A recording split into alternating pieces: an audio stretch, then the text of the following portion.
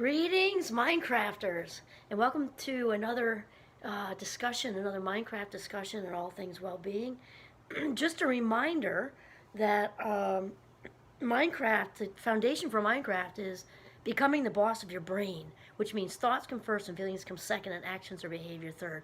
Really plays into what we're talking about today. So my name is Kimberly Quinn, and it is my honor and just pleasure and just thrilled to be here today to talk about a little more on the whole thing with self-love deficit, a deficit of self-love. And remember, we're steering away from the word disorder, even syndrome, which is not as bad, but also not positive, really. usually. Sometimes it can be, I guess.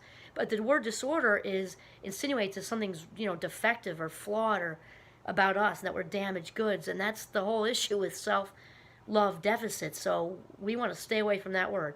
So self-love deficit simply means that we, usually from growing up, our value, our unique wonderfulness was not mirrored consistently from caregivers, who are usually our parents. That's usually where it comes from. Then that's just where it starts, right? It can be media, all sorts of things, and experiences early on, and then we learn to agree with what is said to us or implied or demonstrated for us or whatever.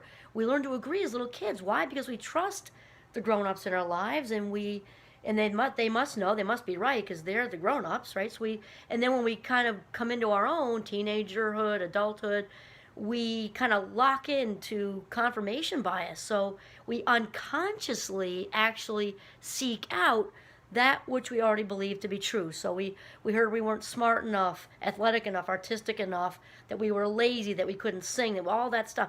And so we take that into adulthood, and we actually look to find what we already hold to be true on the inside, even though it isn't. So we got to flip the script on that stuff. Okay, so now we're going to extend that out to sort of what's going on with that, and also how to hopefully make some big changes. So first of all, we all need love as human beings. We all need love.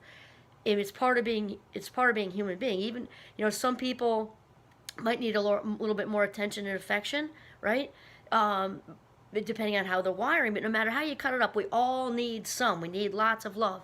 Here's the thing, though. The need for love is not the same thing as being needy for love. That's different. And that's coming out of this wounded place. And this stems directly from the self-love deficit that we're talking about. And what's missing when we're in this place of needy for love versus the need for love is we have a deficit of obviously the self-love. That's what we're talking about here. What do I want to say that just really nails this? The person who is I don't like the word should, is the number one most important person in your life, you, okay, that's what we're talking about, you. This is the most important relationship that we really need to have. And when we're needy for love versus just having the genuine, authentic need for love, it's because this is what's missing. The self-love and self-approval. And when there's this big, huge, gaping hole of love and approval, we're looking for it on the outside, externally. And we talked about that. If all that's out here, then the only healing that can happen, the only change that can happen is all dependent on what's out here. And that just isn't going to fly. It's got to come on the inside. This is the number one relationship we need with ourselves. That's when we start looking for love in all the wrong places. I think we know about the seeds of codependence. We've talked about that. Rescuing, and not just romantic relationships. We get into all the rescuing behavior and people pleasing and all that stuff. That all stems from self-love deficit. All of it.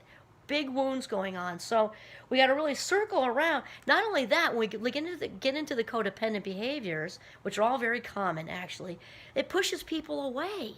People don't like doormats. It's just true. I speak the truth.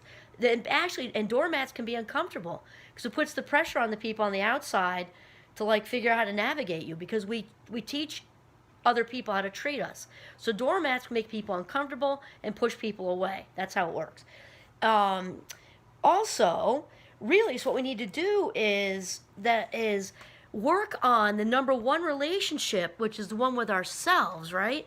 The one with ourselves. and to change up our dialogue, because remember that thoughts come first, feelings come second, actions, behavior last.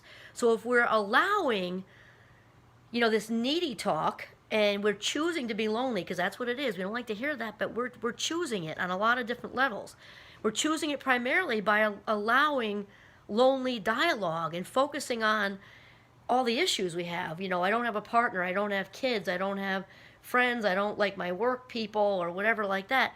That draws the attention of the universe, or God. For me, it's God, source, higher power. I also like higher power. But that's a universe for you, or source of the big S, or whatever. It shifts the attention of the universe onto everything you don't have, everything you lack. You don't have a partner, you don't have kids, you don't have friends, you don't have fun work people, you don't have fun school people, and it shifts to all this lack, lack, lack. Well, that draws more lack, lack, lack.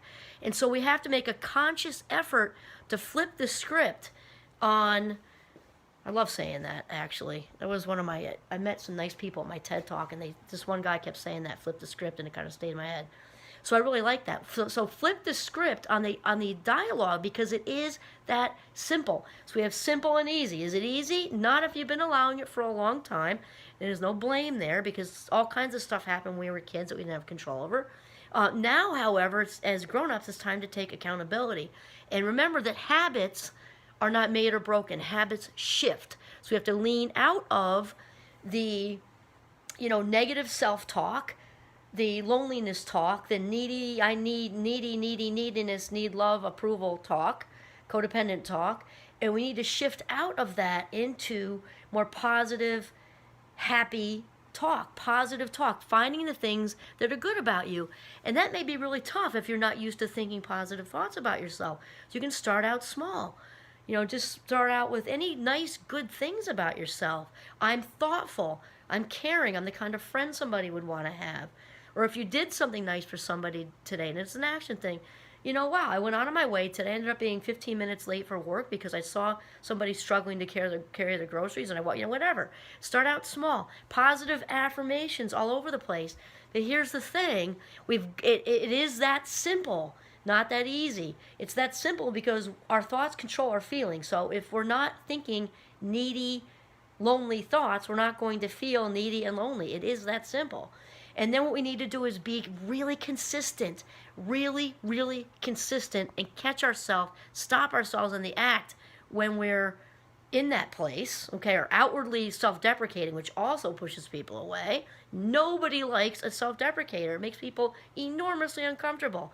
So we have to, again, bring this in, surround yourself with love and compassion, approve of yourself, and remember, set the bar at do your best. If you've had this dialogue going on since you can remember, wrap around it with compassion, and change up the, oh, there I go again, I just was self-deprecating, I'm on this new thing and I just blew it. No. Instead say, wow, you know what? I caught myself, even if it's after the fact you missed the window to not do it. I caught myself after the fact. I realized I'm becoming so aware of this pattern that it's not working for me anymore. Fantastic. Give yourself a huge pat on the back, or air five, high five, whatever. Reward yourself in some way, and just realize that you are absolutely awesome. Your awesomeness, all of your awesomeness is inside. All of us are connected with a divine energy, this like incredible, intelligent force that connects us all. Loving, kind, intelligent force.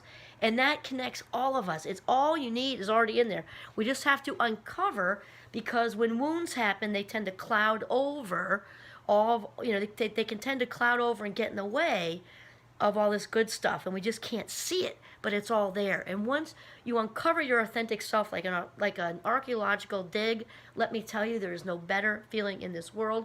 And once we, the authentic self is back in the driver's seat, let me just tell you, when we're feeling whole and complete, we don't give a fat rat's ass about any of this. We don't care about external approval.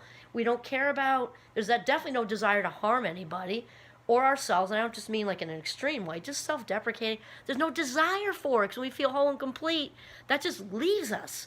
So it's just a process. I assure you, everything you need you already have inside. It's just about the archaeological dig and uncovering your authentic self that just got misplaced, kind of derailed from some wounds from early on, and that is it. And remember that the number one attractor for men and women, men and men, women and women, anybody in between, is authentic confidence. That has been demonstrated like a gazillion times. Authentic confidence. And also, happy people attract more happy people. Happy people are extremely attractive. And I don't just mean romantically, it is true romantically, but also attractive, I mean like a magnet. You know, people like job-wise, getting jobs, getting accepted to this, that, schools, graduate schools, just friendships, fun friends, groups, happiness, and authentic confidence, the keys to a total life turnaround. Okay? All right. So, that's it. Self-love deficit be gone. Enter the authentic self. This is Kimberly Quinn signing off from our other daughter's her purple room in northern Vermont. Have a mindful day.